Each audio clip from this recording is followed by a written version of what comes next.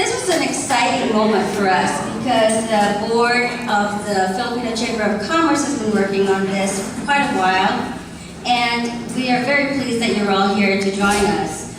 Earlier this evening, each of the candidates of the Mayoral, State House Representative, District 15, and County Council were asked to draw numbers, and those pulled numbers will dictate the order of the questioning and the questions that they will be asked tonight. All questions are only known to Eugene, Jimenez, and myself, and we only put the numbers on those questions after the candidates pull their numbers.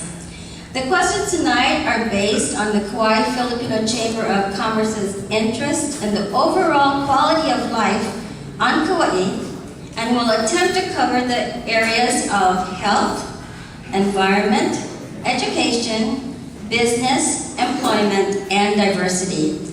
We hope to learn a little bit more about the candidates tonight, and we are aware that their answers, because of the time allotted for this forum, will not communicate their whole platform.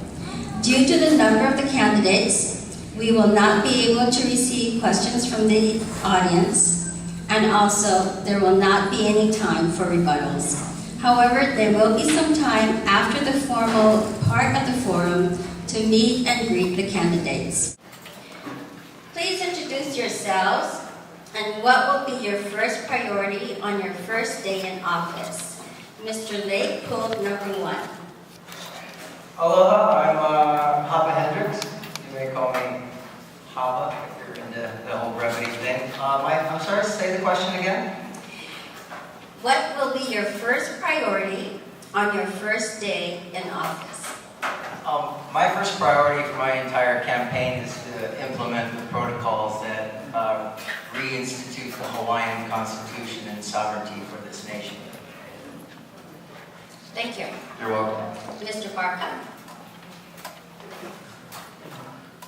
Well, you know, we're dealing with a lot of issues here at Kauai. It's hard to put a pin on one issue and start off that day. I think one of the biggest issues we're dealing with on this island is food security. We're importing 90% of our food on this island, and you know, one of the things I'm focused on is food production and food security. We live in a place very open to natural disasters like tidal waves and hurricanes. And right now we're importing 90% of our food, and I find that scary if one of these natural disasters happens. So I think one of our main priorities is food production on this island. And so that's one of the main things I start doing when I get into office. Thank you. Mayor Carvalho. Aloha. Of course, welcome everybody for being here this evening. As you all know, we've been working very hard on many different initiatives, and from taking care of our economy, being more sustainable, caring for our families and our kupuna and our keiki, and of course, making sure that we provide the best service. In many of the areas, from siting of a landfill to resource recovery park to establishing parking rides and an adolescent heating center, ensuring that every bus stop on the island has the bus shelter. We've got to move forward on actual action initiatives. So we've laid out our plan. We know what we need to do.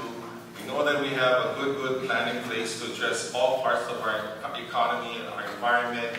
And like I said, from affordable housing to diversified agriculture is another big part. All of it encompassing our vision and what we want to do for Kauai and Niihau. Thank you. Mr. Lake. Mahialona and Kauai veteran hospitals are faced with budget shortfalls that call for possible layoffs, closing facilities, and streamlining operations. What is your position on the impact of these actions on the health of Kauai citizens and why? You have 2 minutes. I think our healthcare is in a horrible state. I believe that there are certain innovative and ingenious ways of doing these things a lot better that have been concealed from the masses. I believe that if we can like Sheila Heathcote's place just closed down, right? That medical facility there, the health facility there. I believe we can literally create a multi-billion-dollar healthcare industry here on Kauai by incorporating 2 simple documentaries into your daily life, or looking at it and how to do it. The first one is an actual movie, and it's called the Dallas Buyers Club. Now, if you watch the Dallas Buyers Club and you cross out Dallas and you just write Kauai on there, and then you watch a documentary called Cancer is Serious Business by a man named Stanislav Brzezinski, he shows a non-toxic way of healing cancer and other cellular pathogens that are literally 600% more effective using the FDA's. Oh, what does that mean? I got another minute? Nice, all right. The FDA's own number is they're 600% more effective, and yet these treatments or therapies aren't accessible to the masses. I say we can bring them here. In fact, I've already worked with Dr. Brzezinski and some people that actually can help the cancer therapy regimen systems actually increase in efficiency at least 600%. And these people are all incredibly excited to come here. And that's a multi-billion-dollar industry in and of itself. So I believe that my plan as mayor, my administration can literally resurrect the healthcare system that's on a life support, literally on a life support. So that's what I can do about that. Thank you. Mr. Barca, protecting endangered species have sometimes negatively impacted citizens' lives and businesses on Kauai. What are your thoughts about reducing the negative impact on citizens and businesses while protecting endangered species, and why? You have 2 minutes. Well, I feel like endangered species and human beings ain't too far apart. Living beings, we all gotta put each other in the same boat, because without one, the other can't work. And we gotta realize that life is a circular form. Everything is connected. So disregarding animals for business I just don't think that's a smart way to think about things. I think putting human life and animal life ahead of business will create better business. And that's my thoughts on that. Thank you. Mayor Carvalho, revenues from real property taxes appear to fund most of the county's operating budget. What other revenue-enhancing measures would you take in lieu of raising property taxes, and why? You have 2 minutes. As being mayor, the biggest responsibility is fiscal management. And first of all, you gotta surround yourself with good people who are very knowledgeable. You gotta make sure that we have a vision that is going to incorporate all the different parts of managing government and, of course, our county of Kauai, and all the different funding streams that come forth, whether it be through real property tax, of course, fees, and looking at opportunities to work closely with the business community. We've worked closely internally. Our plan right now on the table is to come up with a 5-year strategic plan to look at all parts of our budget, to understand where are the areas we need to increase or not. We need to look at our fee system. Obviously, our people of our island are struggling, our families are struggling. We don't want to be raising taxes. But at the same time, we've got to figure out a way to really balance our budget and at the same time be able to meet the needs of the people. Our team, our budget team, has been really working very closely internally and being able to look at all the different parts of the budget. My main task, like I've mentioned, is to create this strategic plan that is going to lay out our budget, work closely with the county council, lay out what revenue streams are going to be efficient in managing our budget, where we need to expand our operations, how and what is needed to better serve the people. There's a wide spectrum of discussions and opportunities that are out there. We've surrounded ourselves, like I said, with good people, with good intentions and understanding of the budget process. And so in wrapping up, the bottom line is staying internal, surround yourself with good people, understanding the dynamics of all parts of the budget, and coming up with a solid understanding and having the people understand where their money is going and what is being spent to operate this county in all parts of our budget. Thank you. Mr. Lake, what are your views about regulations around pesticides used on Kauai by large commercial agricultural entities? You have 1 minute. 1 minute? Oh, 1 minute, all right, really quick. I'm against it. I think that these GMOs, to my administration, would stand for gotta move on. And there are 3 different ways, and I can point out in detail 3 different ways on how we can get rid of all 5 GMOs by December 18, 2017. Now, one of the ways is to teach every single person here how to be an I spy for the INA. A spy for the INA means you go out, you go out and you go get water samples on any river water on any rainy day, and you look at the things that are in there, and you'll see things that are illegal in their own countries that they allow to spray here, and that is just an unacceptable society. We have cancer clusters here that are so unbelievably high. That's just insane. They should not be here anymore. Second way to get rid of them, that way was Homeland Security Presidential Directive number 7, based the reports on a 1971 report. Thank you, Mr. Lake. I got a bunch more on that on how the Facebook, how the Hendrix Lake. Thank you, Mr. Lake.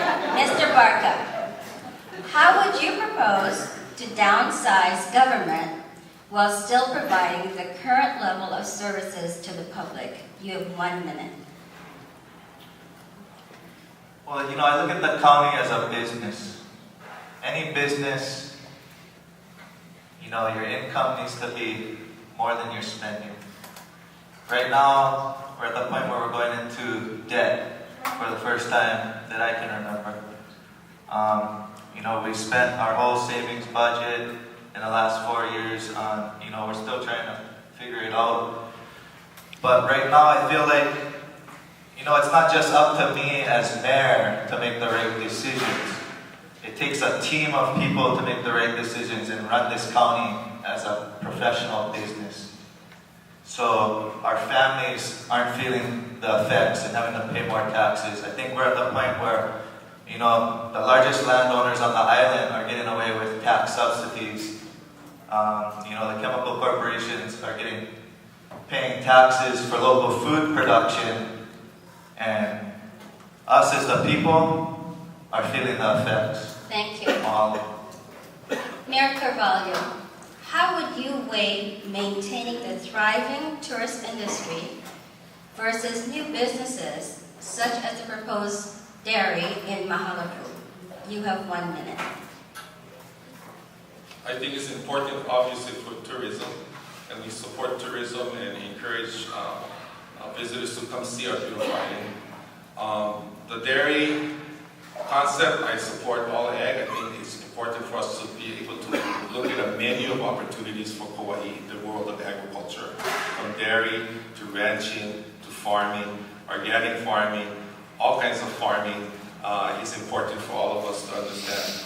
I would continue to look at ways to bridge and connect with the business community, of course with our visitor industry, and look how we all can work together to support this whole effort. And we've done that. We've shown in many different ways how important it is to bridge our visitor industry with the business industry, the local people, understanding the need to offer a diverse menu of opportunities for Kauai as we continue to move forward. So I'm looking forward to that chance to continue the work that we've done and finish to serve the people of Kauai. Thank you. Mr. Lake, presently petitions signed by 5% of registered voters in the previous election are required to get charter amendments on the ballot. What are your views on requiring a higher percentage of registered voters to change a county charter? You have 1 minute. I'm going to pass on that question. I don't care about it. 5% is fine. I don't see why it should be increased at all. Thank you very much. Sure. Mr. Barca, the growing population on Kauai has increased the traffic congestion.